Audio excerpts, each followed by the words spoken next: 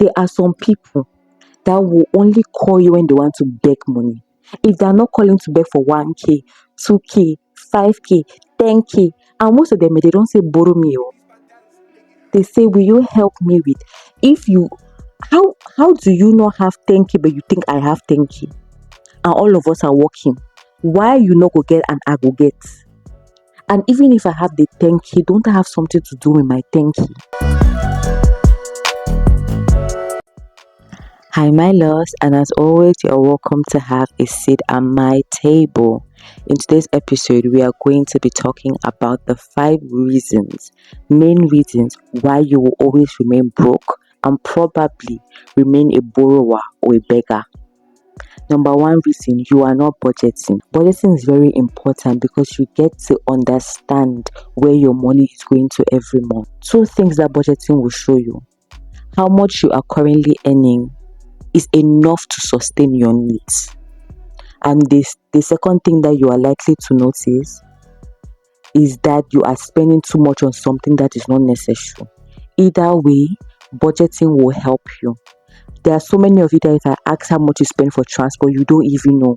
Give me a rough estimate, you can't even tell me. How much do you spend for feeding? You don't know. Why? Because you are buying out. During break time, you buy a plate of food for 2.5, but then you have food in your house. Or maybe you don't have food in your house.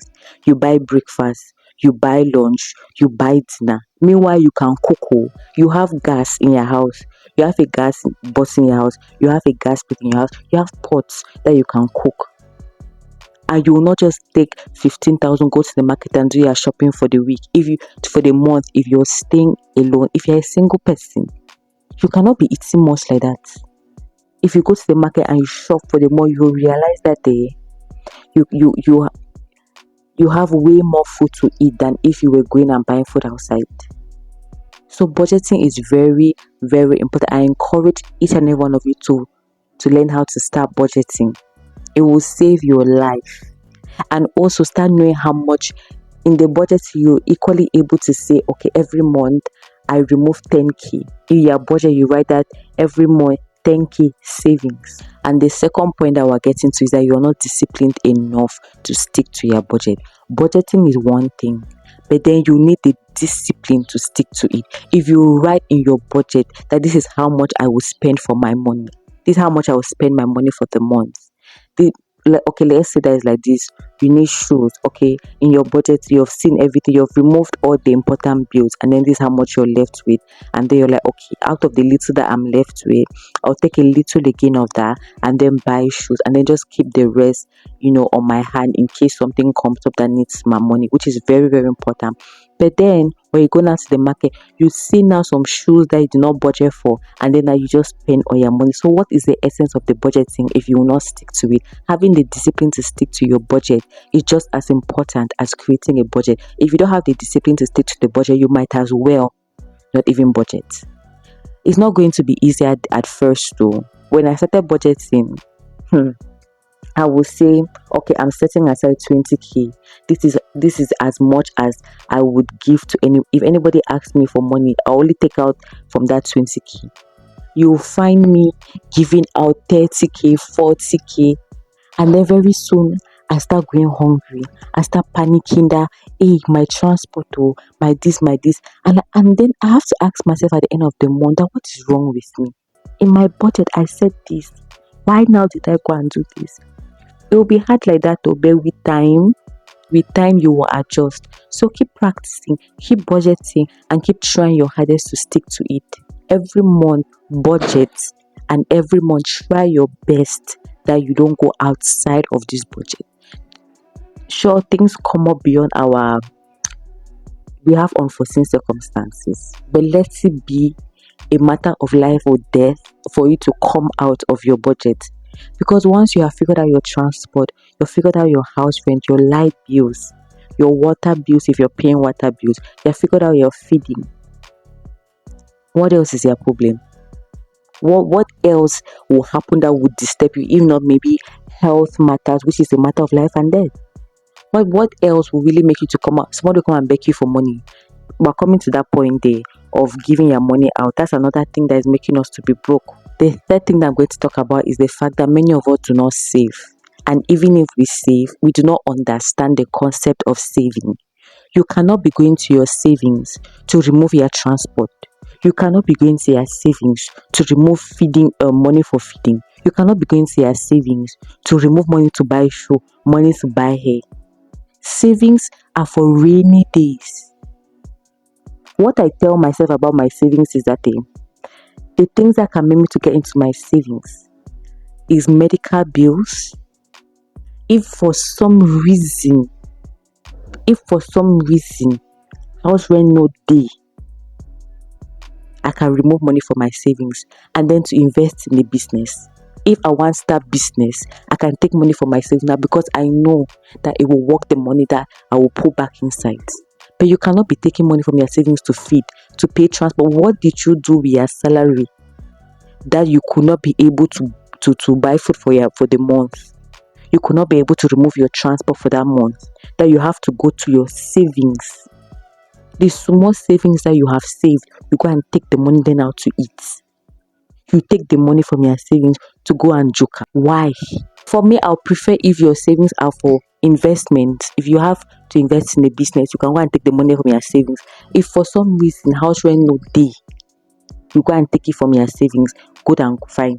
Medical bills, if it's not any of these things, I don't understand where you're taking it. And if you're a parent, okay, school fees for your children, I can understand that one. Those are very important things that can come out from your savings. Any other thing, no, that's not what your savings are for. The fourth reason, and this is the one that is pinning me bad, is that you're giving your money out too much. There are some people that will only call you when they want to beg money. If they're not calling to beg for 1k, 2k, 5k, 10k, and most of them, they don't say borrow me. They say, will you help me with? How do you not have 10k but you think I have 10k? And all of us are working. Why you not go get and I go get? And even if I have the 10k, don't I have something to do with my 10k? Is my money just idly waiting for you? You are giving your money out too much. Stop before you go broke, because these same family members that are giving your money to, these same friends that are giving your money to, when now you start showing, you will not be able to run to them for money because they will never have money to give you. Many of us are the givers, but when we are the ones that we are in problems, we have nobody to turn to and ask, which does not make sense. If you look at your contact list, you only have a list of people that are begging for money, but you don't have anybody that is like this in your contact list that if you're showing, you can reach and be like, please borrow me money. Some people come and say borrow me, but then don't pay. They turn so that you forget the money. They think that you have money, and the more you keep giving, that's why they will keep coming, because they will think that you have money, and that's why they will carelessly spend their own money, knowing that it's like this. I will just sit back and call Marguerite, and she'll come to my rescue. So after all, I can spend my money anyhow. You are there buying shawarma, buying things, eating lavishly, eating meat, eating fish. Do you know how Marguerite is eating? Maybe I'm eating janga rice or I'm eating empty rice just so that I can have money, and then you want me to take that money and give you. Lies. In this life, you have to be stingy. I don't care. Isn't that they say that givers are waiting, that you know when you give, God will bless you. Forget it, my sister. Stingy. 2024, 2025, we are going into stingy mode. You have more, you are working, you have money. Why are you using your money carelessly and coming and asking me? Do you even know how much I earn? Do you know how I feed? How I pay my rent? Do you know all these things, but you're coming and asking me for money?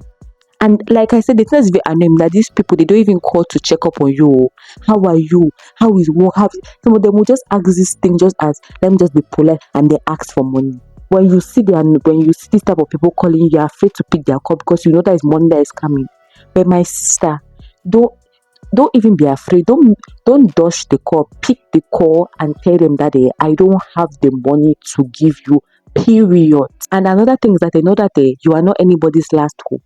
If you say no, they will have a number of people to beg. They have like 10 people behind you to beg. And don't even say, oh, I'm sorry, I cannot. Yeah, sorry. Sorry for what? I am not sorry. I don't have to give you. Unfortunate for you, I don't have the 2K to give. The last reason why you forever remain broke is that you're living above your means. You cannot be earning 80K and living the life of somebody earning 150K. How? Calm down, my brother and sister. Calm down. You don't have money for that human hair. Calm down. Somebody invites you for a wedding and you don't have the money to go. You don't have the money to go. You should not. You're quiet. Most of us are trying to form big boy, big girl on top empty pockets. They will be hailing you, Jacomoni, but you know your reality. You know your sad reality that your pockets are empty. Why are you trying to please? You think that these people care that much? Stop living above your means. So you don't have money, but you're hungry for pizza. Dear. Yeah, I want to eat fried chicken and drink juice. I want to be eating roasted fish. And there's some people in the comments be like, but roasted fish just 1K now. That 1K like that. You don't have money. But then you want to take your colleagues out to go eat in a restaurant that is 2.5 for a plate of food. What happened to a restaurant that is 500? You don't have the money first of all. Why are you eating out? Why are you not cooking in your house? I cannot cook me food without meat. Dear. Sorry, sorry. Since as you were growing up, you were always eating food with meat. Sorry, my dear. Many of us are trying to live lifestyles that we cannot. Our money on hand. The reality on ground is that we cannot sustain it. What have you done? That the same people that be like, ever since I've been working, I've not been able to save even if it's 10,000. Let me know in the comments section which of these points resonate with you. The first two about budgeting, me. The one about giving money out, me. For my lifestyle and my savings, I think I'm doing perfectly fine in that area.